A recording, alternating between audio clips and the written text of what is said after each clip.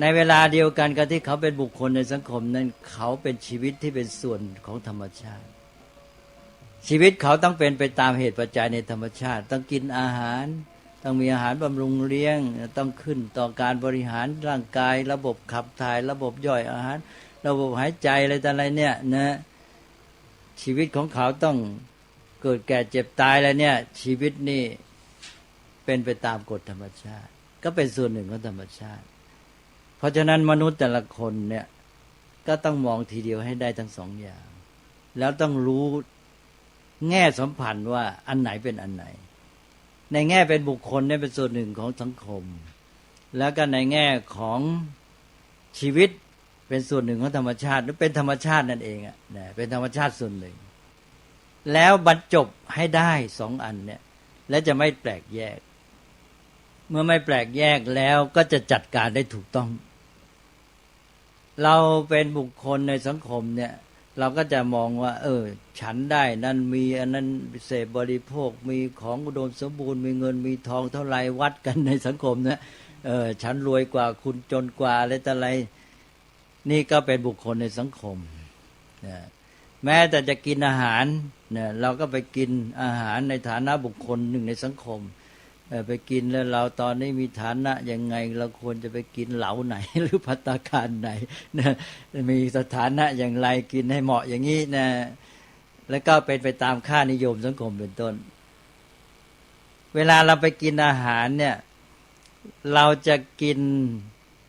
มีเจตนาในการตัดสินใจเนี่ยในแง่บุคคลเนี่ยเราจะมองว่าเราเป็นบุคคลอะไรแล้วเราจะไปกินอาหารยังไงนะบางทีจะไปกินอาหารอย่างนั้นอายใช่ไหมต้องไปกินอาหารอย่างนี้อะไรเนี่ยนะก็ไม่รู้แหละก็โก้กับคนนั้นกันแล้วกันตอนนี้เขานิยมกันนี้ฉันต้องกินบ้างอะไรเงี้ยนี่คือกินอาหารในฐานะเป็นบุคคลแต่อีกด้านหนึ่งคือเราเนี่ยเป็นชีวิตอยู่ในธรรมชาติเป็นธรรมชาติส่วนหนึ่งกินอาหารเพื่ออะไรแยกได้เลยเรื่องบุคคลไม่เกี่ยวเรื่องสังคมตัดไปนะกินอาหารก็เพื่อมาหล่อเลี้ยงชีวิตซ่อมแซมเสื่อมสึกหล่อให้ร่างกายมีกำลังกินอาหารเพื่ออะไรท่านจึงให้ปฏิสังขายโยเพื่อให้ชีวิตนี้มันเป็นไปได้มันหล่อเลี้ยงร่างกายให้มีกำลังแล้วจะได้ไปทำกิจทำอะไรเช่นเจริญไตรสิกขาอันนั้นอาหารนี่คุณจะกินเนี่ยคุณจะกินอาหารยังไงนะก็ต้องกินอาหารที่มันบำรุงเลี้ยงร่างกายให้พอดีกินไม่มากเกินไปไม่น้อยเกินไปกินอาหารที่มีคุณภาพไม่มีโทษไม่มีพิษภัยใช่ไหมแต่ถ้ากินในฐานะบุคคลก็ต้องกินว่ามันโก้มันอร่อยไหมมันสมเกียรติสมอะไรแต่อะไรเป็นต้นนี่แหละตามค่านิยมสมัยนี้เขากินอันนั้นเราได้กินหรือเปล่าในการกระทำเดียวกันเนี่ยบางทีเราแยกไม่เป็นถ้าเรากินเพื่อชีวิตแท้ๆเนี่ยเราก็ทำตามความจริงของธรรมชาติอันนี้คือความต้องการที่แท้ของมนุษย์ถูกไหมฮะถ้าชีวิตนี่เราปฏิเสธไม่ได้มันต้องการแล้วเราต้องปฏิบัติให้ถูกถ้าเราต้องการกินอาหารเพื่อชีวิตตามกฎธรรมชาติเนี่ยการตัดสินใจก็จะไปอย่างแต่ท่านกินในฐานะบุคคลในสังคมเนี่ยท่านจะกินไปอีกแบบนึงและท่านควรจะกินอาหารในฐานะไหนต้องหาสมดุลระหว่างสองอันนี้ให้เจอแต่เอาฐานก่อนธรรมชาติอันที่แน่นอนต้องได้ก่อนใช่ไหมครับคือเราต้องวางลงไปเลยว่าต้องเพื่อชีวิตก่อนครับต้องให้ได้อันนี้ทีนี้ในด้านสังคมนี่เราดูด้วยความรู้เท่าทันท่านเรียกว่าอยู่อย่างรู้เท่าทันสมมติค่านิยมเดี๋ยวนี้เขาเป็นอย่างนั้นเราจะไปเที่ยวทิ้งเลยก็ไม่ได้แต่ว่าเราจะหลงนะไอ้ข้อสำคัญก็คืออย่าหลงสมมติเดี๋ยวไปไม่ได้แล้วเขามีอย่างนี้เราต้องมีอะไรเดี๋ยวทรมานทำร้ายตัวเองทำให้ครอบครัวลำบากหรืออะไรก็แล้วแต่นะแม้แต่เบียดเบียนสังคมแต่ถ้าเราทำเพื่อชีวิตแล้วเรารู้เท่าทันสังคมไอ้ระดับที่หนึ่งก็เพื่อชีวิตนี้ขั้นหนึ่งแล้วด้านสังคมนี้เราจะทำให้เหมาะรู้เท่าทันสมมติอย่างที่ว่าแล้วอันนี้จะมาใช้เกษตรศาสตร์ได้เลยใช่ไหมท่านจะใช้ปัจจัยสี่เครื่องนุ่งห่มอะไรท่านจึงให้พิจารณาที่ท่านให้ปฏิสังขายโยก็เพราะอันนี้ รู้ความหมายที่แท้จริงของปัจจัยสี่แค่เนี้ยก็มาแล้วใช่ไหมกินด้วยปัญญาก็คือรู้ว่าอ๋อที่จริงชีวิตมันต้องการแค่นี้นะแล้วก็ให้มันมาโยงสัมพันธ์กับสังคมได้อย่างว่าเรานุ่งห่มเสื้อผ้าถ้าเรามองตัวเองในแง่บุคคลแล้วเราเลื่อนไหลไปตามค่านิยมสังคมเนี่ยบางทีเราตัดสินใจไม่ถูกเราก็จะไปมองในแง่แต่งกายเพื่อแสดงฐานะเพื่อโก้หรูหราเพื่ออะไรอวดกันอะไรต่ออะไรเนี่ยนะแต่ที่จริงนั้นเสื้อผ้าเพื่ออะไรกันหนาวกันร้อนอะไรปิดบังร่างกายเพื่อจะให้กันความละอายแต่ว่าความหมายอันนี้ก็แยกแล้วก็เป็นสองด้านคือชีวิตนั่นแหละมันโยงมาหาสังคมแต่ว่ามันจะมีความหมายที่เมื่อโยงแล้วมันจะพอดีความเป็นมัชฌิมาจะเกิดขึ้นท่านลองนึกวิธีปฏิบัติต่อเสื้อผ้าแบบพุทธกับแบบสังคมที่เป็นอยู่ปัจจุบันลองแยกให้ถูกอันที่หนึ่งเราก็นุ่งห่มเสื้อผ้าเพื่อเราจะตัดสินใจเลยมันยุ่งกับมันยิ่งแก้ยิ่งยุ่งเพราะสังคมปัจจุบันเพราะมันจับจุดไม่ถูกเอานะศีลอินทรีย์สังวรเนี่ยก็อยู่ที่ชีวิตเราใช่ไหมแล้วก็ศีลข้อ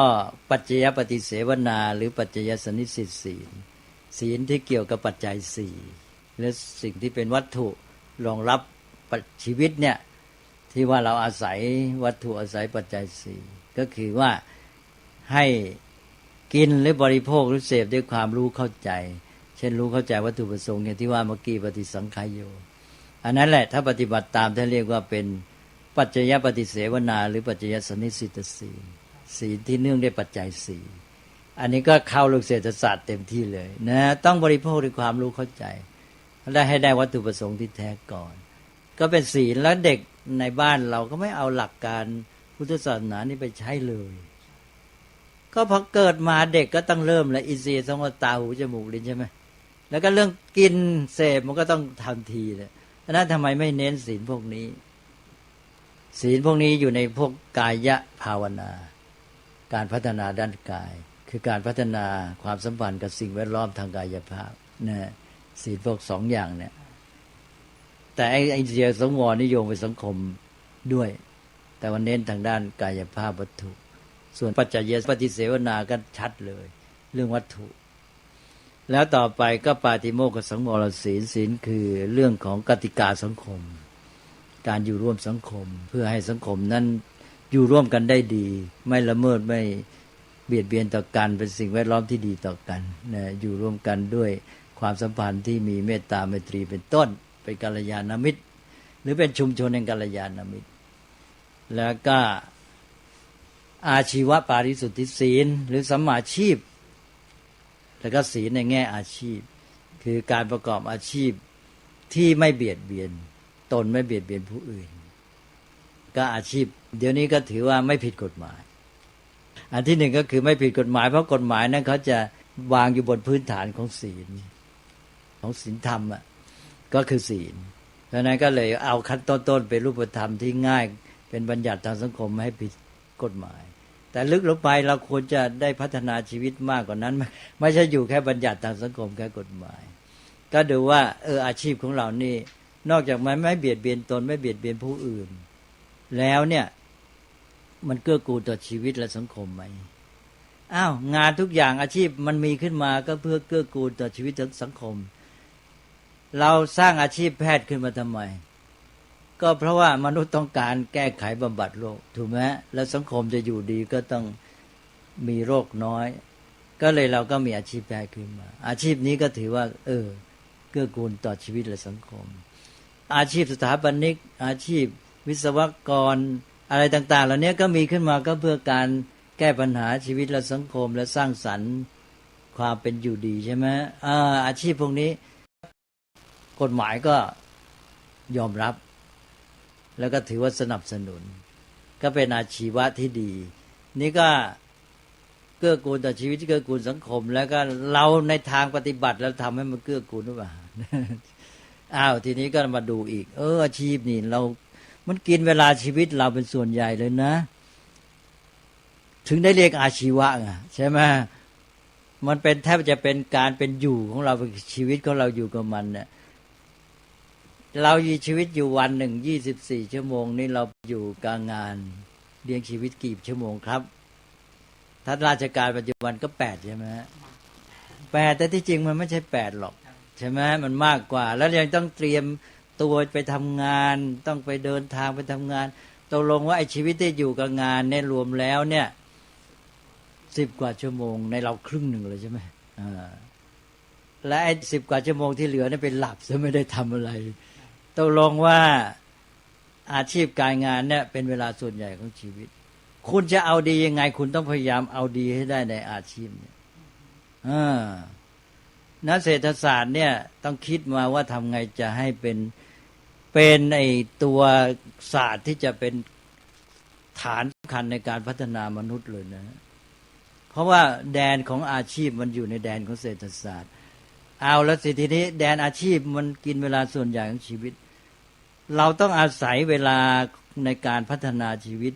มนุษย์แล้วมนุษย์ต้องการการพัฒนาแล้วถ้าเราเว้นเวลาในการประกอบอาชีพการงานไม่พัฒนาแล้วมนุษย์จะเหลือเวลาเท่าไหร่หมดเวลาที่พัฒนาชีวิตความเป็นมนุษย์เลยนี่ถ้าไม่เหลือเลยแล้วเวลาที่คุณจะมีความสุขถ้าคุณทำงานได้ความทุกข์นี่คุณแย่นะครึ่งข้อนี่ทุกข์อยู่เลยเดี๋ยวจนกระทั่งความหมายของฝรั่งเนี่ยต้องหาไอ้เลเชอร์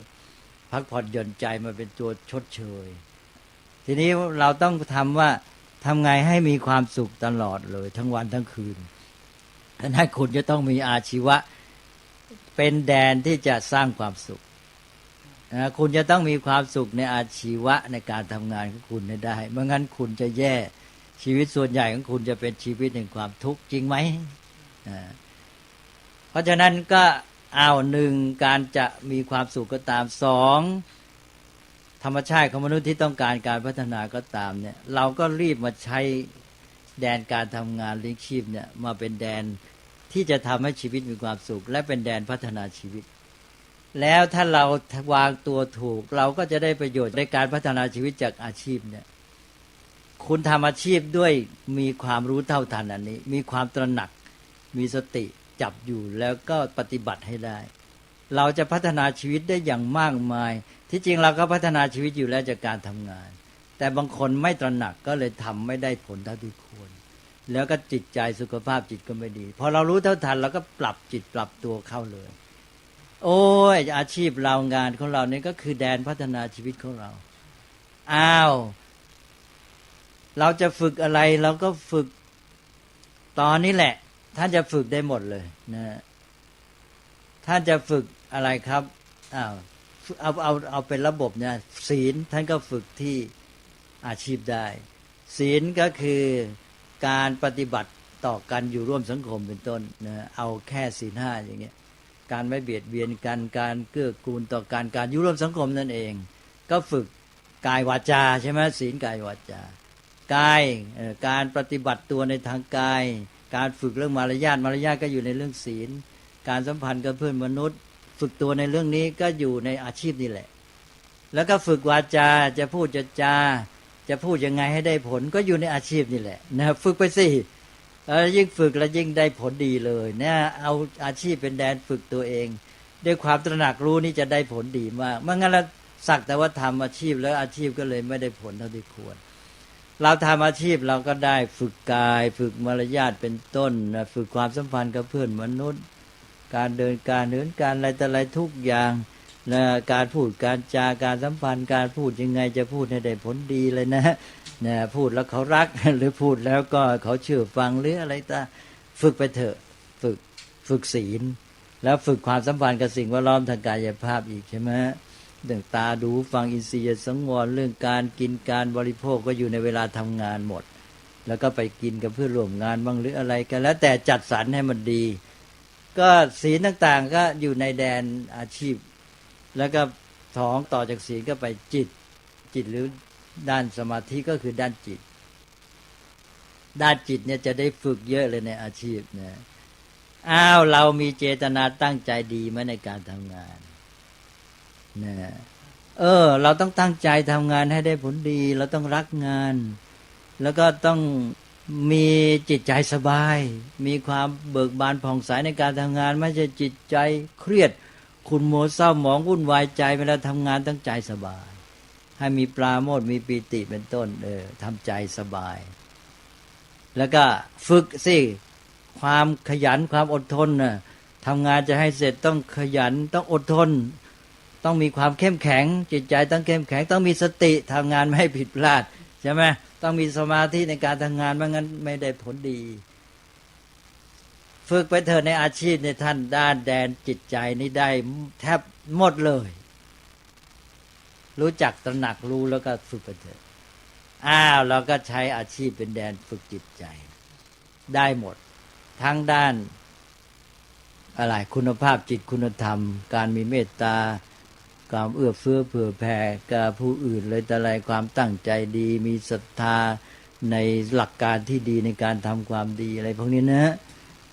แล้วก็มีความเคารพมีความเอื้อเฟื้อให้เกียรติผู้อื่นแล้วก็แล้วแต่แล้วก็มีสมรรถภาพมีความเข้มแข็งมีวินัยมีความรับผิดชอบมีความอดทนมีความตั้งใจจริงมีใจสงบตั้งมั่นมีสติอะไรเนี่ยฝึกไปเถอะได้หมด ได้สมรรถภาพจิตแล้วได้สุขภาพจิตจิตใจสบายล่าเริงปลอดโปร่งผ่องใสทำงานไปให้ได้แล้วก็ตรวจสอบตัวเองได้ครบไหมตามนี้ ถ้าไม่ได้ก็พยายามฝึกให้ได้และอาชีพก็กลายเป็นแดนฝึกตนอย่างดีเวลาผ่านไปแต่ละวันกว่าจะได้เงินเดือนนี่อีกด้านหนึ่งเราได้มากกว่าอย่านึกว่าเงินเดือนนั่นแสนประเสริฐบางทีเราเนี่ยจากการที่ฝึกพัฒนาชีวิตในอาชีพเราได้สิ่งที่ประเสริฐของชีวิตนี่มากกว่าเงินเดือนอีกเงินเดือนก็กลายเป็นผลพลอยได้พ่วงมาแล้วก็แดนที่สามปัญญาอันนี้เราได้ทั้งนั้นเลยใช่ไหมก็หนึ่งก็ความรู้ในวิชาการของอาชีพตัวเองก็ต้องค้นคว้าอะไรแต่อะไรพัฒนาให้มันสูงให้มันละเอียดให้มันชัดเจนยิ่งขึ้น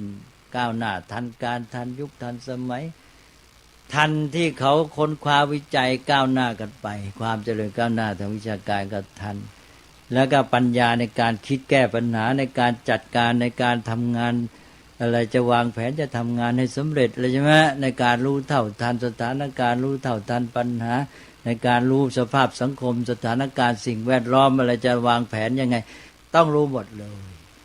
ตอนนี้ก็ปัญญาเต็มที่เลยฉะนั้นอาชีวะเนี่ยที่จริงมันเป็นแดนฝึกอยู่แล้วแต่ว่าคนมักจะไม่รู้ตัวและไม่ตระหนักก็ทำให้ฝืนใจบ้างแล้วก็ไม่ได้ตั้งใจหรือวางใจไม่ถูกพอวางใจถูกแล้วทีนี้จะได้อย่างเดียวได้หมดชีวิตก็บูรณาการแล้วทีเนี้ยครบไม่เป็นแยกส่วนแหละเนี่ยศาสตร์ทุกศาสตร์มาในนี้หมดเลยเชื่อไหมเศรษฐศาสตร์ก็มาอะไรแต่อะไรศาสตร์ก็มาพวกเรียนสาธารณสุขเรียนอะไรแต่อะไรมันอยู่ในนี้หมดแหละ ได้ทีเดียวเลยเนี่ยก็ชีวิตก็เป็นองค์รวมแล้วในเวลานั้นแล้วท่านบริหารไปทั้งท่านโยงได้หมดเลยระหว่างด้านชีวิตกับด้านบุคคลความเป็นชีวิตความเป็นบุคคลก็มารวมอยู่ที่ตัวเราที่ประสานแล้วเราได้ทั้งสองด้านแล้วสองอันนี้ก็โยงกันไปโยงกันมาเกื้อกูลหนุนกันไปหนุนกันมาเนี่ยนะก็เลยกลายเป็นว่าชีวิตของเราทำให้ถูกแล้วก็เป็นแดนที่เป็นศูนย์กลางที่ไปประสานทุกสิ่งทุกอย่างและเกื้อกูลให้เป็นไปได้ดีไม่รู้ผมตอบไปแล้วยังเลยตอบได้เต็มที่เลยครับได้เข้าใจทุกสิ่งทุกอย่างท่านก็คืออาจจะสรุปได้ว่าถ้าเกิดว่ามองทางด้านเศรษฐศาสตร์ก็จะมองเป็นว่าทางด้านกระแสเงินไหลเข้าหรือว่าการทำงานเนี่ยก็คืออย่าสับสนระหว่างเหตุกับผลที่เป็นสมมติแล้วก็ผลที่เป็นตามธรรมชาติต้องทำงานอย่างมีฉันทะใช่ไหมครับเพื่อที่จะได้ให้การงานอาชีพเนี่ยเป็นจุดที่ทำให้เกิดความสุขในขณะเดียวกันก็ต้องใช้การงานอาชีพเนี่ยเป็นโอกาสที่ทำให้ตนเองได้พัฒนาศีลสมาธิแล้วก็ปัญญาส่วนด้านกระแสเงินไหลออกก็คือเป็นด้านการบริโภคก็ต้องมาคิดว่าบริโภคเป้าหมายแรกก็คือเพื่อเหตุผลตามธรรมชาติก่อนเพื่อดำรงชีวิตเท่าที่จำเป็น แล้วก็เหตุผลที่เป็นเป้าหมายรองก็คือเพื่อให้เกิดความเกื้อกูลกันในสังคมด้วยเพราะฉะนั้นได้หลักคิดวันนี้เราก็สุดยอดมากๆ โมทนาก็มันถึงกันหมดนะ เห็นภาพรวมทั้งหมดเชื่อมได้เลยเนี่ยก็คือเพราะธรรมชาติแล้วมันก็พอมองไปตรงแล้วมันก็เรื่องเดียวมันก็ต้องถึงกันเองเป็นธรรมดาเพราะความจริงมันก็อยู่อย่างนั้นพระพุทธเจ้าตรัสบอกว่าอุปาทาวาภิกเวตถาคตานังอนุปาทาวาตถาคตานังนะบอกตถาคตจะเกิดหรือไม่เกิดก็ตามความจริงมันก็อยู่ตามธรรมดาของมันอย่างนั้นตถาคตมาค้นพบแล้วก็เลยนำมาบอกกล่าวเล่าแจ้งอธิบายทำให้เข้าใจง่ายพระพุทธเจ้าก็ตรัสว่างี้พระองค์ไม่ได้เคยอ้างว่าฉันนะเป็นผู้สร้างอะไรกันขึ้นมาใช่ไหมก็บอกตรัสบอกไปตามตรงนั้นทีนี้สังคมไทยปัจจุบันเนี่ยก็คือเราไม่ได้มองเรื่องเศรษฐกิจมาสัมพันธ์กับการพัฒนามนุษย์เมื่อเราไม่พัฒนามนุษย์เขาก็ปฏิบัติตัวในด้านเศรษฐกิจไม่ถูกแล้วจะแก้ปัญหาสังคมได้ยังไงแก้ปัญหาเศรษฐกิจถ้าเจอปัญหาเศรษฐกิจแบบนั้นนะแต่ละคนก็พึ่งตัวเองไม่ได้ในทางเศรษฐกิจเพราะตัวเองไม่รู้จะปฏิบัติตัวยังไงให้ถูกต้องต่อสถานการณ์นั้นทีนี้ถ้าเขาปฏิบัติตนถูกต้องใช่ไหมได้พัฒนาตัวเองก็จะรู้จักพึ่งตนเองก็ปฏิบัติต่อเช่นว่าปฏิบัติต่อสิ่งเสพบริโภคสินค้าจากต่างประเทศอะไรเป็นต้นเนี่ยถูกต้องมันมีหลักเกณฑ์ในการวินิจฉัยหมดเลยนะแล้วก็จะซื้ออะไรจะกินอะไรแค่ไหนมันก็ทำให้วางตัววางใจได้พอดีหมดทีนี้บางทีไอ้ที่มันเป็นปัญหาก็เพราะว่าเช่นว่าตัวเองขึ้นต่อค่านิยมบริโภคของสังคมก็ไปอยู่ในฐานะเป็นบุคคลเท่านั้นไม่เข้าถึงชีวิตของตัวเองเลยแล้วแล่นไปตามกระแสสังคมทีนี้พอเศรษฐกิจของสังคมผันแปรไปไม่เป็นไปตามกระแสค่านิยมบริโภค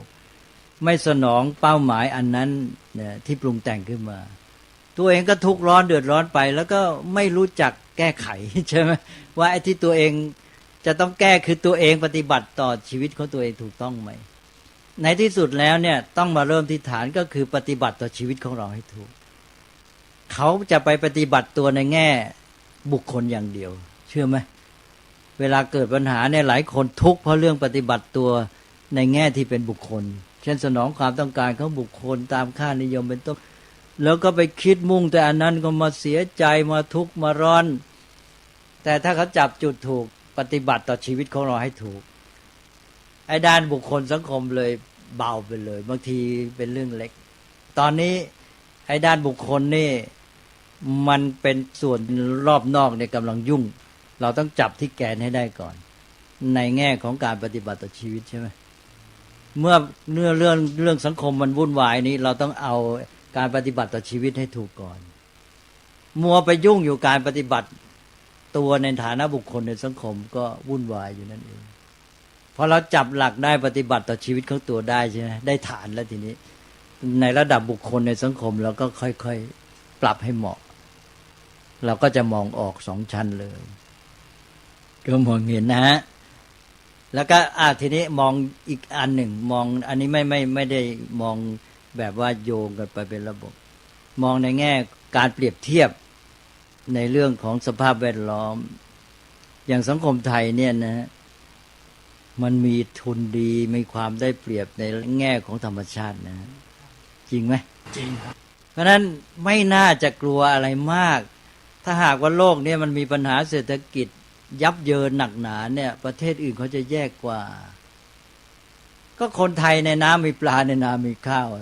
ใช่ไหมจนกระทั่งบอกจะไปไหนอยู่นี่แหละ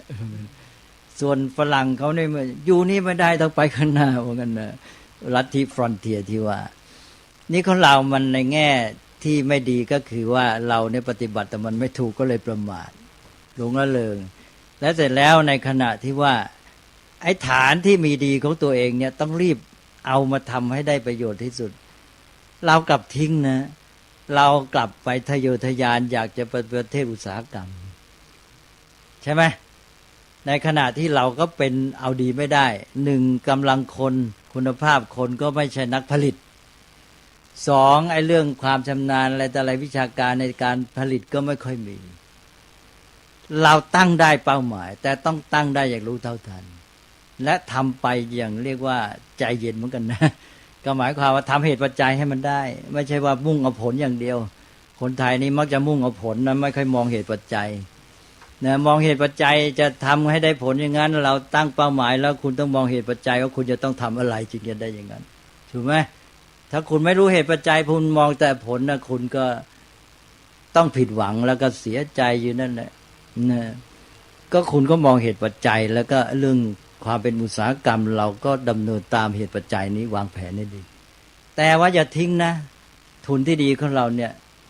ด้านเกษตรหรือด้านอะไรก็คือธรรมชาตินี่แหละอันเนี้ยครับพวกประเทศทั้งหลายเนี่ยแม้แต่โยมชาวบ้านบางทีก็ยังเข้าใจแต่ว่าไม่มีสิทธิ์จะไปพูดคือว่าเราเนี่ยนะเขาต้องพึ่งประเทศอื่นๆต้องพึ่งต้องอยากจะได้จากเราเนี่ยเยอะ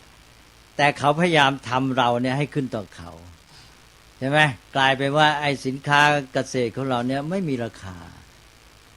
ข้าวเกวียนหนึ่งนี่ซื้อคอมพิวเตอร์แทบจะไม่ได้เลยเนี่ยตายแล้วเกวียนหนึ่งต้องบรรลุอยู่ไหมคอมพิวเตอร์นิดเดียวแล้วผลิตออกมาคอมพิวเตอร์2 นาทีใช่ไหมเสร็จแล้วข้าวเกวียนทำนานเท่าไหร่ครับ4 เดือนครับเราใช้กำลังคนกี่คนลำบากกันเหนื่อยยากเหลือเข็นนะได้ข้าวมาเกวียนหนึ่งซื้อคอมพิวเตอร์ไม่ได้สักเครื่องแย่เลยแล้วเขาก็ทำให้เราเนี่ยต้องขึ้นต่อเขานี่สินค้าของเราทั้งที่เป็นของจำเป็นสำหรับชีวิตนะถูกไหมข้าวปลาอาหารเนี่ยจำเป็นอยู่ไม่ได้เลยถ้าไม่มีแต่ไอ้ของพวกนั้นไม่จำเป็นแต่เขากลับทำให้เรารู้สึกว่าของเขาจำเป็นไอ้ของเรานี่กลายเป็นไม่มีราคาถูกไหมเราเสร็จเลยเราก็ทำแทบตายเพื่อจะให้ได้ของเขานิดเดียวดังนั้นสังคมไทยก็อยู่ในภาวะที่ว่าเสียเปรียบอย่างยิ่งเพราะตัวเองทำตัวเองด้วยไม่รู้เท่าทันดังนั้นก็ต้องคิดสิอันนี้เป็นฐานที่แน่นอนอย่างยิ่งเลยว่ามนุษย์ต้องอาศัยใช่ไหมและดีที่สุดสิ่งดีที่เรามีนี่ต้องเอาดีให้ได้ดีที่มีต้องเอาดีให้ได้แล้วทำไมทำไม่ได้ไอ้ดีที่ไม่มีก็ทำไม่ได้ดีอีกคนไทยนี่เสียทั้งสองทางพระท่านใช้คำว่าอุปโตภัฏฐะเสียสองด้านเลยดีที่ตัวมีก็เอาดีไม่ได้ไอ้ดีที่ตัวเองยังไม่มีก็รับเอาดีมาไม่ได้อีกแล้วมันจะไปดีได้ยังไงเพราะนั้นสังคมไทยต้องเปลี่ยนใหม่ดีที่ตัวมีก็ต้องทำให้ดีที่สุดให้มันสมกับที่มีดี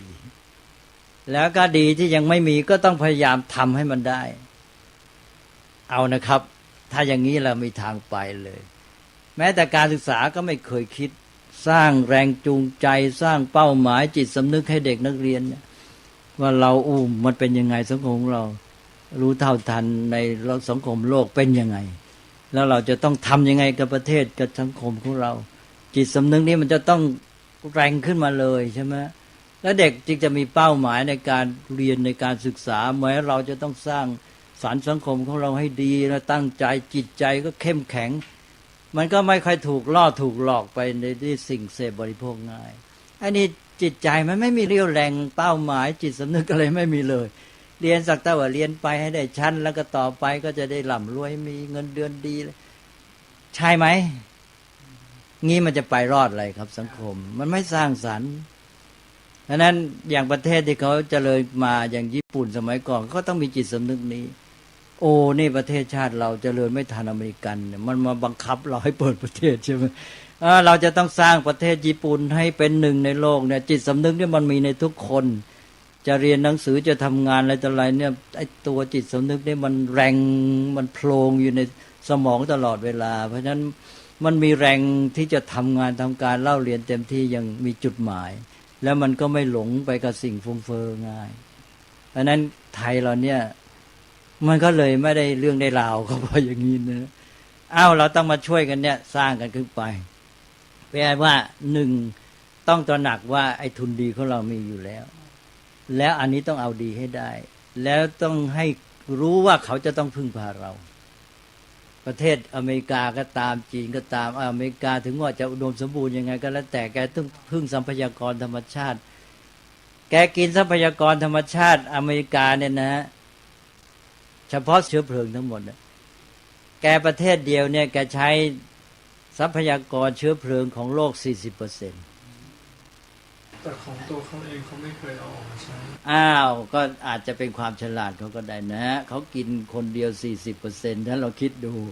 แล้วประเทศอื่นเหลืออีก 60% เอาไปกินและประเทศอื่นกี่ล้านคนล่ะประเทศอเมริกามีเท่าไหร่ครับมี280ล้านได้อย่างประมาณนั้นตอนนี้เอาตีว่า280ล้านแล้วก็ลองหักสิคนประชากรโลกตอนนี้มี 6,000 กว่าล้านใช่ไหมแล้วก็หักเหลือเท่าไหร่แล้วครับก็เหลือ 6,000 ก็เหลือ 6,000 และไอ้ 6,000 ล้านนั้นจะกิน 60% ที่เหลือถ้าเราคิดดูแล้วทรัพยากรอื่นก็ทั้งหมดเหมือนกันก็ในราว 30% เลยเท่านั้นแหละอเมริกากินไปเพราะนั้นอเมริกาเขาจึงหยุดไม่ได้ที่ว่าจะต้องหาทางที่ว่าจะต้องมีอิทธิพลในโลกนะจะต้องไปหาทรัพยากรจากเมืองอื่นให้ได้มันบังคับตัวเขาเองถ้าไม่พัฒนาคนอเมริกันให้เป็นมนุษย์ที่พัฒนาถูกทางใช่ไหมให้รู้จักกินพอดีอะไรแต่อะไรให้มันถูกเนี่ย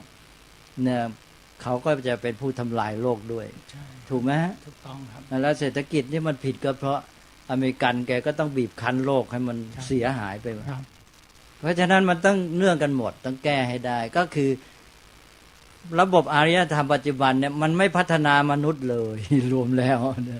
อันนั้นก็คือสำคัญที่สุดที่ว่ามนุษย์เป็นศูนย์กลางก็คือคุณจะต้องเห็นความสำคัญของมนุษย์ที่ว่าจะต้องทำมนุษย์นี้ให้ดีให้เป็นมนุษย์ที่พัฒนาแล้วเพื่อจะได้ปฏิบัติต่อสิ่งแวดล้อมและทุกสิ่งทุกอย่างแม้แต่ชีวิตของตนให้ได้ดีถ้าแค่นี้มันก็มีทิศทางแล้วศาสตร์ทั้งหลายมันก็จับจุดถูกเดี๋ยวนี้ศาสตร์ทั้งหลายมาเป็นสนองความต้องการที่ผิดทางหมดเลยใช่ไหมใช่เอา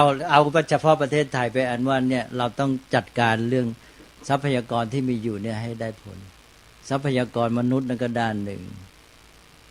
แล้วก็ทรัพยากรพวกธรรมชาติเนี่ยที่สำคัญอย่างยิ่งว่าจะทำไงให้มันเป็นทุนที่ดีถ้าเทียบเอาแบบเปรียบเทียบก็คือเป็นความได้เปรียบของสังคมไทยอย่างยิ่งเลยนะก็นั้นก็ต้องให้ไอ้ด้านนี้มันพัฒนาอย่างดีนะเพราะด้านการเกษตรอะไรแต่อะไรเนี่ยแทนที่เราจะมาขนขวายกลายเป็นต้องไปเอาอย่างประเทศอื่นอย่างญี่ปุ่นนี่พัฒนาการเกษตรปลูกข้าวให้ได้ผลดีเลยจนกระทั่งไทยอาจจะต้องไปเรียนตามแทนที่วันเราเนี่ยจะเป็นตัวอย่างเมื่อสัก 7-8 ปีมาฟุกุโอกะท่านฟุกุโอกะเคยได้ยินชื่อไหมตอนนั้นท่านมาแก่แล้วท่านมาที่เนี่ยมาคุยกันที่ศาลาเนี่ยที่ศาลาที่วัดกันเนี่ยท่านก็เล่าให้ฟังท่านบอกว่าญี่ปุ่นเนี่ยนะต่อไปจะลำบากก็เหมือนกับสารภาพทำไมจึงลำบากเวลานี้ญี่ปุ่นอยู่ได้ในการพัฒนาเทคโนโลยีให้สูงให้พิเศษให้ดีที่สุดที่จริงก็คือพยายามหนีคนอื่นให้เขากวดไม่ทันเพื่อว่าประเทศอื่นเนี่ยจะได้พึ่งพาเขาแล้วเขาจะได้ขายสินค้าไปได้แต่ฐานลึกลงไปก็คือญี่ปุ่นเนี่ยต้องพึ่งพาทรัพยากรธรรมชาติจากที่อื่นโดยเฉพาะก็คือพวกอาหารเพราะฉะนั้นญี่ปุ่นตอนนี้ต้องคิดหนักหนึ่งก็คือว่าการหนีคนอื่นในเรื่องเทคโนโลยีเนี่ยมันหนีไม่ไหววันหนึ่งประเทศอื่นก็จะก็กวดทันแล้วประเทศญี่ปุ่นจะลำบากจะขายสินค้าได้น้อยลงเมื่อขายสินค้าได้น้อยลงเงินที่จะไปซื้ออาหารเป็นต้นจากต่างประเทศก็จะไม่มีใช่ไหมจะไม่สะดวกละจะขาดแคลนสองเมื่อเป็นเช่นนั้นทำไงจะต้องในขณะที่กำลังหนีเขาอยู่ในด้านเทคโนโลยีพัฒนาเต็มที่เนี่ยและยังอาศัยด้านนี้อยู่ก็อาศัยเวลานี้มาพัฒนาด้านเกษตรของตัวเองเพราะนั้นญี่ปุ่นจึงคิดหนักในการที่ว่า จะใช้วิธีการธรรมชาติอย่างไรในการที่จะพัฒนาเช่นการปลูกข้าวเนี่ยให้ได้ผลผลิตสูงเป็นต้นดังนั้นฟูกุโอกะก็คือเน้นจุดนี้อันนี้ญี่ปุ่นเขาก็บอกตรงๆเนี่ยและเวลานี้อย่างเกาหลีก็กวดญี่ปุ่นจับจะทันหลายอย่างแล้วใช่ไหมแล้วจีนก็กำลังจะกวดขึ้นมาอีกตอนนี้สินค้าจีนก็แย่หน่อยแต่กำลังจะตีตลาดด้วยความราคาถูกเป็นต้นผลิตมากๆต่อไปก็พัฒนาคุณภาพขึ้นไปเอาละสิประเทศอื่นๆก็กวดขึ้นไปก็ใกล้เข้าไปต่อไปญี่ปุ่นก็ลำบากในเรื่องที่ว่าหนีเรื่องเทคโนโลยีเนี่ยวิ่งหนีไม่ไหวทีนี้ไอการผลิตด้านเกษตรก็คือต้องพัฒนาที่ว่าในเนื้อที่ที่แสนจะจำกัดเนี่ยทำไงจะผลิตอาหารได้มากแล้วก็เดี๋ยวนี้ก็วิธีการข้างเคียงประกอบพ่วงกันเช่นว่าระบายประชากรไปต่างประเทศอย่างเอาคนแก่มาอยู่ในเมืองไทยใช่ไหมมีเนี่ยเขามาตั้งนิคมคนชราในเมืองไทยเนี่ยก็คนไทยก็ราคาถูกแรงงานก็ถูกคนแก่ญี่ปุ่นอยู่เมืองไทยญี่ปุ่นก็ไม่ได้เป็นแรงงานที่มีผลอะไรแล้วใช่ไหมอยู่ในเมืองญี่ปุ่นก็กินทรัพยากรอย่างเดียวก็อย่างงั้นก็ไปกินที่ต่างประเทศซะดีกว่าแล้วเงินญี่ปุ่นก็มีเยอะนี่ใช่ไหมก็เอามาใช้นี่แล้วคนไทยเป็นต้นก็ต้องการใช่ไหมแรงงานคนไทยก็ถูกเดี๋ยวไปอยู่สบายก็อยู่ญี่ปุ่นอีกอยู่นี่ที่ดินก็ราคาถูกกว่าซื้อได้เยอะอยู่ได้สบายใช้เงินน้อยอาหารการกินก็ถูกกว่าแรงงานคนก็ถูกไปจ้างคนมารับใช้ทำงานบ้านอีกอยู่สุขสบายคนแก่ญี่ปุ่นใช่ไหมอยู่ญี่ปุ่นไม่สบายหรอกเนี่ยอย่างเงี้ยทีนี้คนไทยเราเนี่ยต้องรู้เท่าทันหมดแล้วก็คิดให้ดีว่าเราจะทำไงแต่เราเนี่ยไม่ได้คิดเบียดเบียนประเทศอื่นนะประเทศอื่นบางประเทศเนี่ยอาจจะคิดเบียดเบียนเขาจะเอาให้เขาได้กันแล้วกันคนอื่นเป็นไงก็เป็นไปใช่ไหมแต่ว่าเราเนี่ยต้องคิดในแง่หลักการที่ถูกต้องเพราะโลกในที่สุดนี้ต้องพึ่งพาอาศัยกันมนุษย์ที่ดีต้องพัฒนาและเกื้อกูลต่อกันจะทำโลกให้เป็นโลกที่เป็นสุขไร้การเบียดเบียนก็ต้องพยายามเนี่ยแต่ว่าเราต้องจัดตัวเองให้ดีในขณะที่เขาคิดจะเอาเปรียบเราเราก็ต้องระวังตัวไม่ให้เขาเอาเปรียบได้